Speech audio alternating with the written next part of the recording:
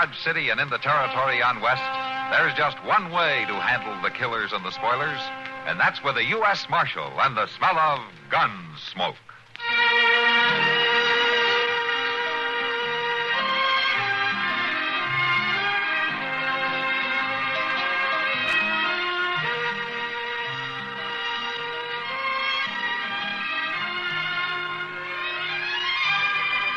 Gunsmoke, starring William Conrad. The story of the violence that moved west with young America. And the story of a man who moved with it. I'm that man. Matt Dillon, United States Marshal. The first man they look for and the last they want to meet. It's a chancy job, and it makes a man watchful. And a little lonely.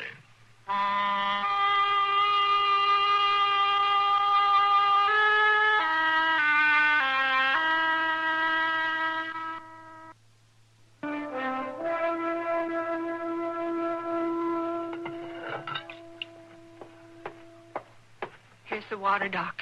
It's hot. Thank you, Sarah. Put it down on that chair. Doc. Yeah? Doc, you can heal him, can't you? You can make him live. He's bad hurt, Sarah. Awful bad hurt. But he's so young. Don't that help, being young? Bullets are no respecters of age. I could have seen him sooner, maybe. They sent him home like that, Doc. My boy, tied to the back of his horse like a butchered hog. Hand me that cloth, Sarah. Here it is.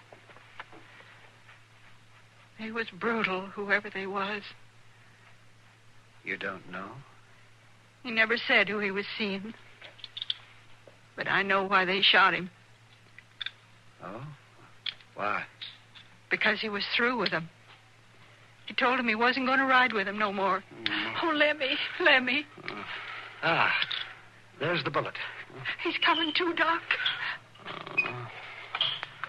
Lemmy. Lem, who did this to you? Tell me, Lemmy. Don't be afraid. Tell me who hurt you. I can't see. Try, Lemmy. Try to speak. Who shot you?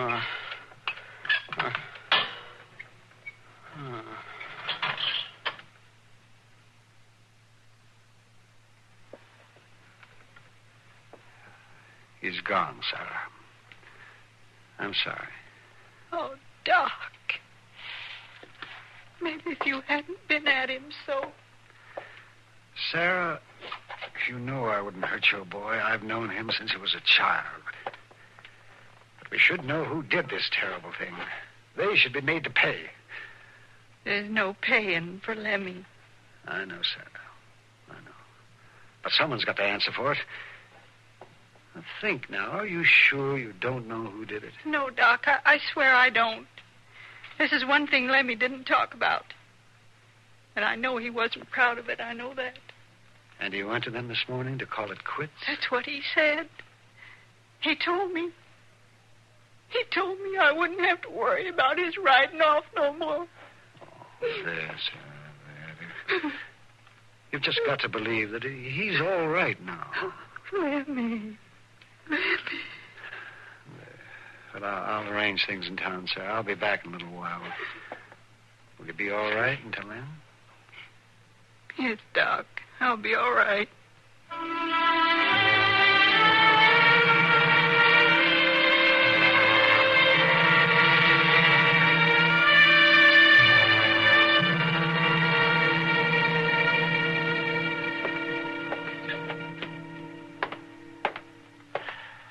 Doc, will you sit down? It isn't going to help you any to tramp back and forth across the floor all day long. I guess you're right, but I tell you, Matt, it was terrible. Doesn't sound very pretty. Shot in the back and sent home tied to his horse. A young boy like that. You think his mother was telling the truth about not knowing anything about it? Yes, man, I do. The boy was evidently trying to get out of some kind of trouble. You think he'd been mixed up in something? Huh? Yes, that's the way it looks to me. But he wasn't really a bad boy, and I figure when he found out what he was in for, he wanted no part of it. And whoever it was, he killed him to keep him quiet. I think that was it, Matt. Seems funny, though, that they'd send him home then. Well, whoever it was thought he was dead. There was barely a sign of life in him when I got to him. Yeah. He might have been sent home as a warning to his mother, in case she did know anything. Yeah, you could be right. I'd give a lot to know who did that. Well, I'll ride on out there this afternoon, Doc. Whoever it was will be hard to trace, though, with the boy not saying a word. Well, I suppose so. I wish that... Say, Matt. Yeah, Doc? How would it be, do you suppose, if the killer thought the boy did talk? Huh? What do you mean? I mean, suppose word got around that the boy had talked to me, that I know who the killer is. You'd be a bigger target than a buffalo. Well, no, I think that... Now, you're thinking crazy, Doc. If the killer got the idea that you know anything, your life wouldn't be worth a nickel. It'd flush them out, wouldn't it, Matt? Well, maybe it would, but if they thought that you knew about it, they'd kill you. Yeah, but maybe it's now, you the only listen way... to me, Doc. This is my business. You stick to trying to keep folks alive. You let me take care of the other. Well, I'd sure like to take care of this one. Just forget it, Doc. You've already done all you could for Lemmy and his mother. Now, I'll ride out there. Mr. Dillon?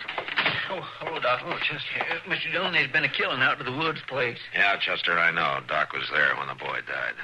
Oh. Well, that's a shame, Doc. A nice boy like that. It's a terrible shame. How'd you find out about it, Chester? Well, I was passing by Mr. Jonas's store, and I heard about it. I ordered the coffin there, Matt. Oh, I see.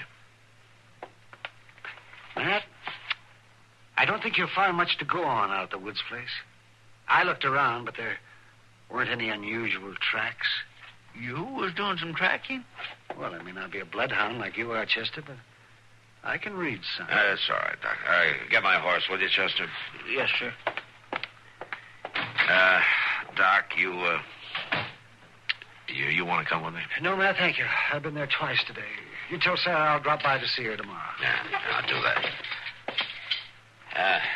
Doc. Yes, Matt. Now, don't you get any fancy ideas about making up a story. We'll get this man. He'll make a mistake. They all do. I just hope I'm around when he does.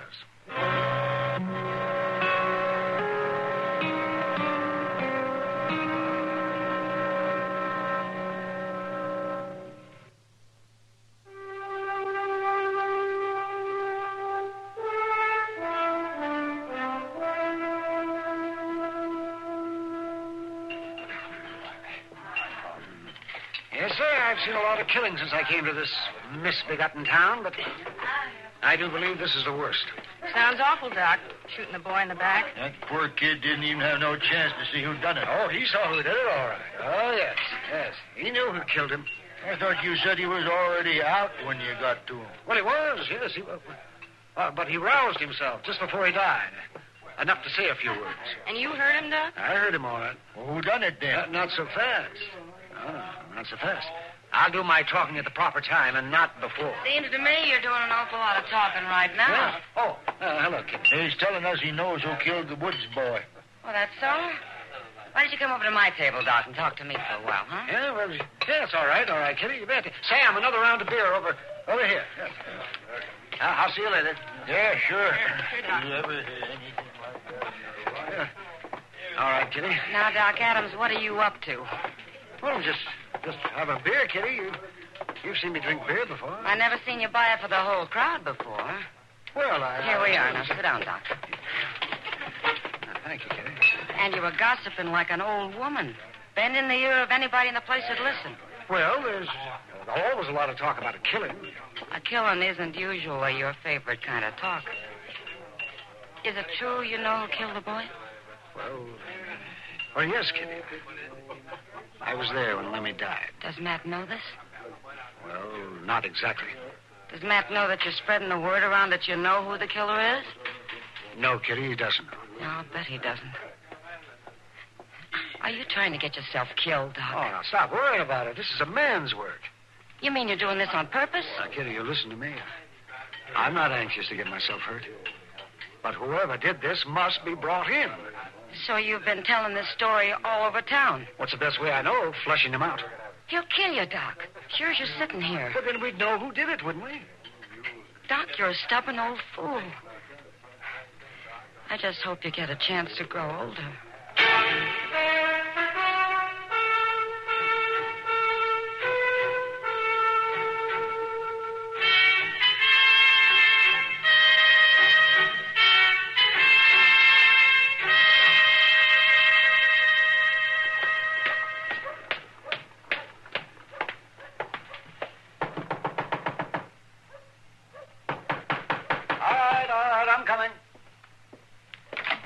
Yes? You're Doc Adams, ain't you? That's who I am, son. Well, I'm supposed to fetch you out to the Widow Woods place. Oh. Something wrong with Sarah? Reckon so. You're supposed to come. Sarah sent you, did she? Well, you're supposed to come because she's sick. I see. Well, now, you just wait here a minute while I get my bag, and you can ride out there with me in the buggy. No, thanks, Doc. I'd rather go home by the creek. I don't want to ride with you. Oh, all right, son. Yes, all right. Perhaps I'd better go alone at that. Okay. Well, so long, Doc.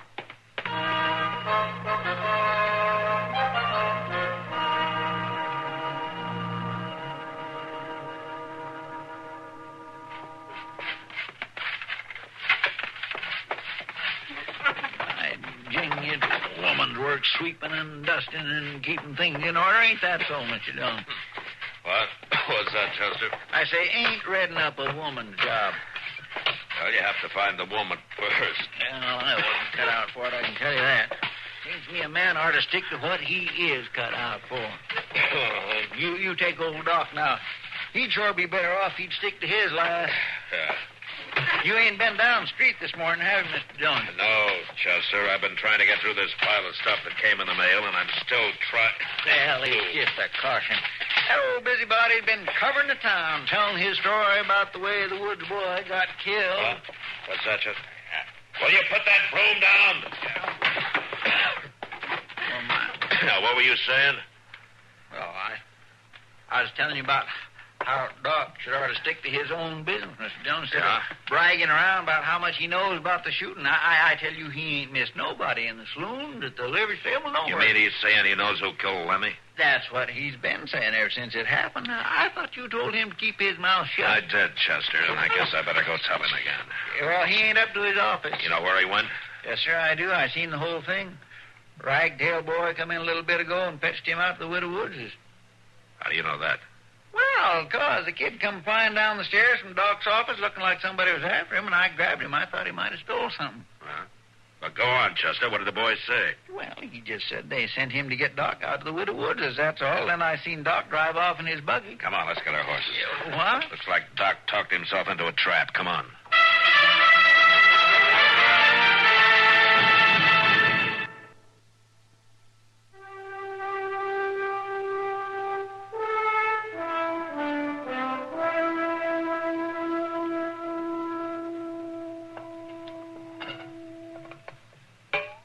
Coffee hot yet?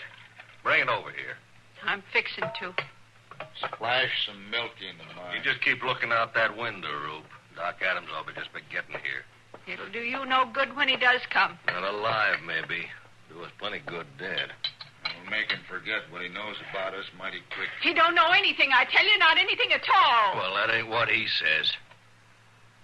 Bragging all over Dodger he knows about us. Oh, I was here, wasn't I? I was here the whole time, every minute after you sent my Lemmy home, and he didn't say anything, I tell you. Oh, he tried, Lemmy did. He tried, but he couldn't. He couldn't speak. You butchered him up too bad. Shut her up, Mort. He makes me feel crawly. Just as soon as Doc Adams walks in here. Hey, here he comes. Mort, there's his buggy. Stay low now till he gets in here.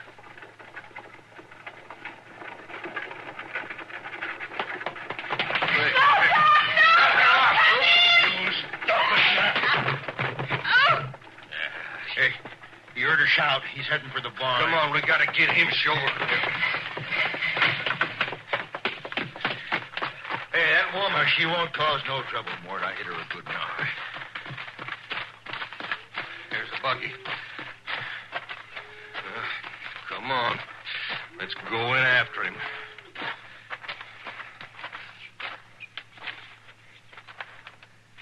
All right. Inside now.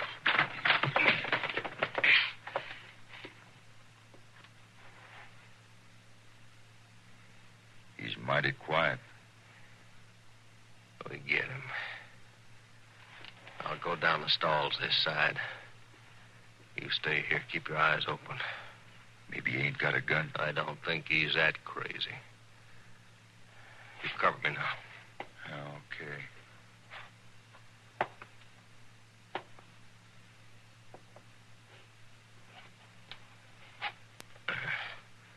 Ain't in this stall.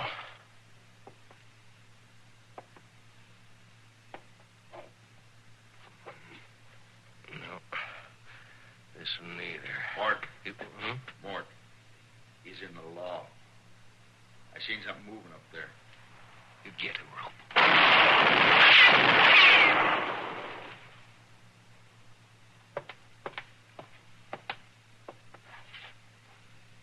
He ain't shooting back. Oh, he sure ain't. Maybe he hasn't got a gun up there. Or maybe you hit him. He could be trying to fool us. He ain't got that kind of time. I'm gonna go up after him. You shoot anything that moves. All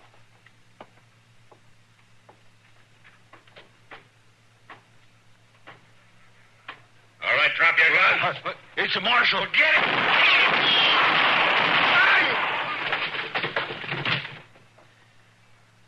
They're both down, Mr. Dillon.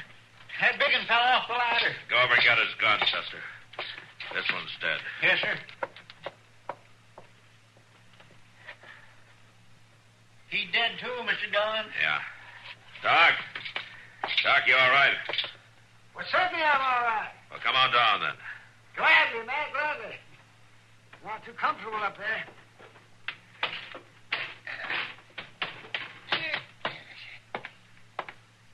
Now, where's your gun?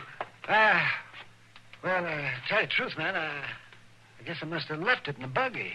Well, if that don't just beat all. You make your brags around town to get yourself in a fix. We have to come all this way out here to save you, and then you don't even carry a gun. Of course, it probably don't make no difference. You couldn't hit the broadside of a barn anyhow.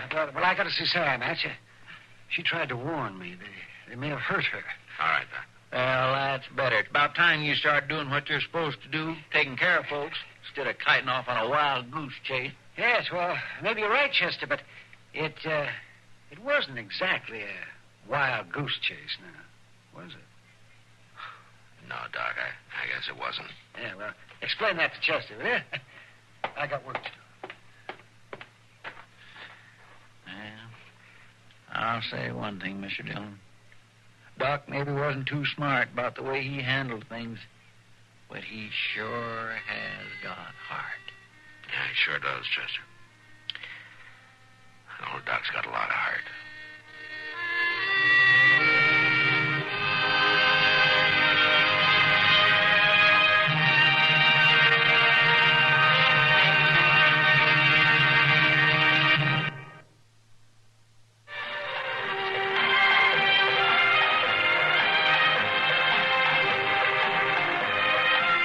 Gunsmoke. Produced and directed by Norman Macdonnell, stars William Conrad as Matt Dillon, U.S. Marshal. The story was specially written for Gunsmoke by Marion Clark, with editorial supervision by John Meston. Featured in the cast were Helen Flee, Irene Anders, and Sam Edwards.